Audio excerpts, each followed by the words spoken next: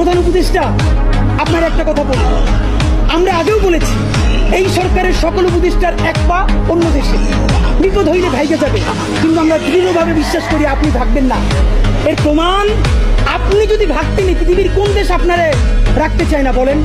তাহলে হাসিনার আমলেও 10 তলা বিল্ডিং পাইয়া আপনার আদালতে হাজিরে আপনি দিতে আসতেন না। আপনি তখনই বিদেশ থাকতে পারতেন। আপনি এই দেশে থাকতে চান বলেই আপনি আসছেন। আমরা বিশ্বাস করতে চাই। মাননীয় প্রধান উপদেষ্টা, আপনি বাঁচবেন কয়দিন বলেন? আপনার এত বয়স হয়েছে, বাংলাদেশের গড়ায় উঠতে প্রায় 20 বছর বেশি পাচ্ছেন।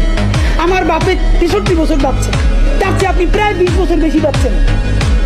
মাঝে মধ্যে মৃত্যু বেঁচে থাকার চেয়ে অধিক। মাননীয় প্রধান উপদেষ্টা, আপনি একটা গবেষণা করেন, বাংলাদেশে গত 50 বছরে কোন রাষ্ট্রপ্রধানের 30 মিনিট 40 মিনিটের বক্তৃতা, রিক্সা চালক, ভ্যান চালক, সবজি বিক্রেতা, বিশ্ববিদ্যালয়ের প্রফেসর, ছাত্র জনতা আধা ঘন্টা বসে তার বক্তৃতা শুনে নজির নাই, যেটা আপনারটা হইছে।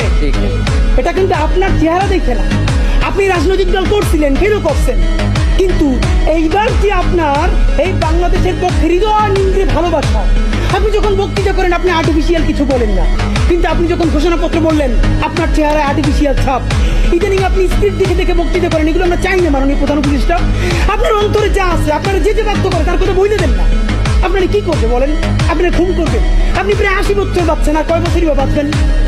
আপনি কি খাবেন, কি বাঁচবেন? আপনি বরং যদি আপনার আর্মি মেরে ফেলে, আপনারা যদি ভারতীয় আধিপত্যবাদ গুলি করেন, আপনাকে যদি হত্যা করা হয়, কিন্তু সেই রক্তের বিনিময়ে যদি আপনি শহীদদের রক্তের বিনিময়ে নতুন বাংলাদেশ গড়ে দিতে পারেন, আগামী 1000 বছর বাংলাদেশের মানুষ নামাজে প্রার্থনায় আপনার জন্য শুধু দোয়া করবে।